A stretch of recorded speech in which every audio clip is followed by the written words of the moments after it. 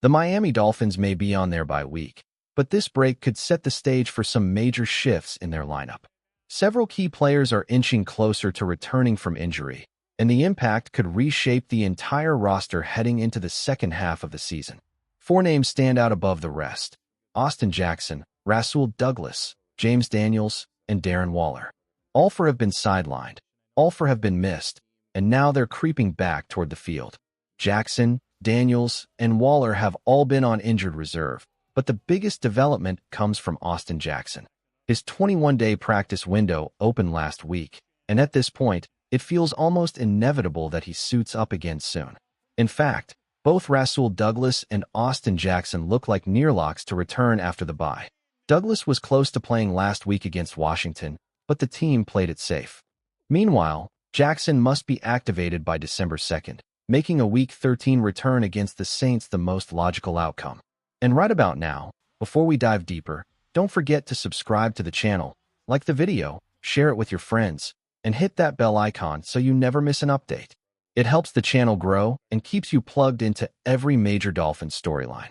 Now, back to the trenches. Jackson has been Miami's starting right tackle whenever healthy over the past few seasons. But here's where things get interesting. Larry Borom has stepped in and played some outstanding football since Jackson suffered his toe injury back in Week 1. And when I say outstanding, I mean flat-out surprising. Borom went from struggling early in the year to absolutely locking down the right side over the past month. There's even been talk among fans that Miami could simply slide Jackson back into his old spot. But when you look at how consistently strong Borom has been, that decision isn't as easy as it sounds. Jackson is a proven, above-average starter, but Borom is performing at a level where you can't automatically assume Jackson would be an upgrade. Just look at Week 11 against the Commanders. Borom was the highest-graded offensive tackle in the entire NFL. First in run blocking. First overall.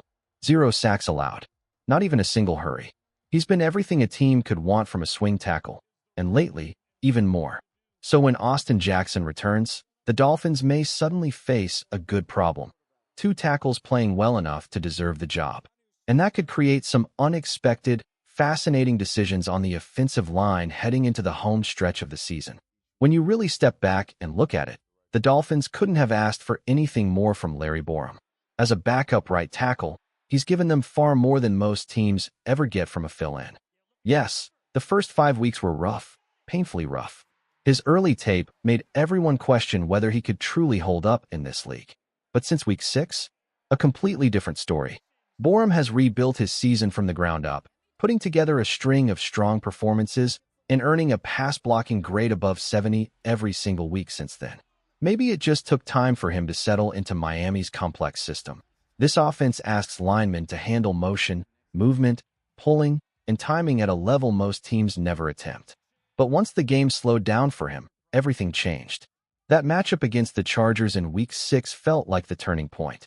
From that moment on, he's been rock solid. And because of that, benching him wouldn't sit right, not after how hard he's fought to get to this level. Now, let's look at what comes next. Austin Jackson is going back into the lineup. That's obvious. His contract, his experience, and the level he's played at when healthy all speak for themselves. But that doesn't mean Borom has to disappear. If the Dolphins truly want their 5 best offensive linemen on the field, there's a real conversation to be had. One idea? Keep Jackson at his natural spot at right tackle and slide Borom inside to right guard, replacing Cole Strange. Borom has limited guard experience, 20 snaps on the right side, 42 on the left, but he has at least taken those reps in real NFL games. He's also lined up at both tackle spots during his time in Chicago, giving him a versatility that Strange simply hasn't shown this season. Another option is moving Austin Jackson to guard. He played interior early in his career before finding success at tackle. But shifting him now, right as he's mastered the position, may not be the smartest play. If the Dolphins' goal is to build the strongest, most reliable line possible, the combination that makes the most sense is Austin Jackson at right tackle and Larry Borom at right guard. Borom is ascending. Strange is trending downward, badly. And when one lineman is rising while another is falling, you don't ignore that. Not when the postseason is in sight, and every snap matters. Let me make this as clear as possible. If the Dolphins want the strongest defensive line they can put on the field, the move is simple. Slide Larry Borom to right guard, put Austin Jackson back at right tackle, and sit Cole Strange. Strange has struggled all year long. He's played 465 snaps and took over the starting job in Week 4 against the Jets, but since then, the results have been rough. Yes, he's had flashes in the run game. He's athletic, he can move in space, and he can create lanes when Miami gets creative on the perimeter. That's always been his strength. But pass protection? It's been a problem. A big one. He's been one of the weakest interior pass blockers in the league this season, and it shows every time Tua tries to step up in the pocket. Too many snaps, and with Tua getting forced off his spot, hurried, or wrapped up before a play even has a chance to develop. And a huge chunk of that pressure is coming right up the middle. The contrast is impossible to ignore. Over the last 6 weeks, Larry Borom and Patrick Paul have locked down the edges with surprisingly steady pass protection. They've been reliable bookends. But on the inside, it's been the opposite. Jonah Savania on the left and Cole Strange on the right have been liabilities in crucial moments. Meanwhile, Aaron Brewer has played like one of the best centers in football, top 5 caliber. And he's had to do it while constantly covering for the instability on both sides of him. No center in the league should have to carry that load week after week. Now, no one is saying Borom would instantly become an elite right guard. That's unrealistic. But based on the level he's playing at right now, his strength, his movement, his sudden improvement in pass protection, it's hard to imagine he wouldn't be a significant upgrade over Strange, especially when it comes to keeping the pocket clean. If Miami wants Tua to operate comfortably and consistently, the interior can't keep collapsing. And right now, the cleanest path to fixing that problem is giving Larry Borom a shot at guard and stabilizing the right side once and for all. You can make a case that Cole Strange still brings value in the run game. His athleticism and movement skills are real. But when it comes to protecting the quarterback, there's no real debate left. The pass protection issues are too glaring to ignore. This entire situation becomes even more complicated when you consider how challenging Miami's offensive system is for interior linemen. Playing guard in this scheme isn't like playing guard anywhere else. You're asked to pull, climb to the second level, recover in space, react to motion, and adjust to a constantly shifting formation. Strange understands those demands. He's lived in this system, and that familiarity is the one thing that works in his favor. But even with that experience, the performance simply hasn't matched the expectations. If the Dolphins want both Austin Jackson and Larry Borom in the starting lineup, the path is clear. Jackson must return to right tackle, and Borom must move to right guard. Jackson has shown throughout his career that right tackle is where he's at his best. When he's healthy, he's protected Tua's blind side with confidence and consistency. That can't be overlooked. And there's another layer to this, one the organization absolutely must consider. This stretch run is a critical evaluation period for Austin Jackson's future in Miami.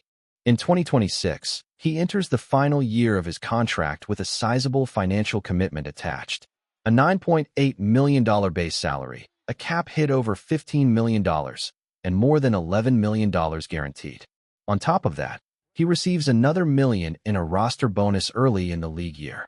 Keeping him beyond that date is expensive. Moving on from him is even trickier, with significant dead money tied to his deal. That means these next several weeks matter a lot. Miami needs to see Jackson on the field. They need to see him healthy. They need to see whether he can be part of their long-term vision. Because if injuries continue to stack up and he misses more time, the Dolphins may have no choice but to rethink the future of the position, even if it means absorbing painful dead cap numbers. This final stretch isn't just about performance. It's about proving reliability. It's about proving value. And for Austin Jackson, it might determine whether he remains a Dolphin beyond the next chapter. I've said it before, and nothing has changed. The Dolphins must start preparing for a long-term replacement at right tackle. Whether that answer comes from the draft or free agency, the team cannot continue relying on a player who struggles to stay on the field. Austin Jackson has talent, real talent, but availability matters just as much as performance. And right now, the inconsistency in his health makes it impossible to trust him as the long-term answer. That's why this upcoming stretch is so crucial. Miami needs to find out not only whether Jackson can still play at an above-average level, but whether they're willing to commit to him for another season. This is a defining moment for both sides. Jackson must prove he's durable. He must prove he's reliable. He must prove he can anchor the right side the way this offense demands. Because of that, I'm completely comfortable making a bold move, shifting Larry Borom to right guard, so long as Austin Jackson is locked in at right tackle. That's the only alignment that makes sense while the team evaluates his future. If I were setting the lineup until James Daniels returns from injured reserve, here's what I'd roll with. Patrick Paul at left tackle, Jonah at left guard, Aaron Brewer at center, Larry Borom at right guard, and Austin Jackson at right tackle. That gives Miami its best combination of power, protection, and potential heading into Week 13 against the Saints after the bye. And it gives the coaching staff a clear look at what Jackson truly is at this stage of his career, because his future with the franchise may hinge on what happens next.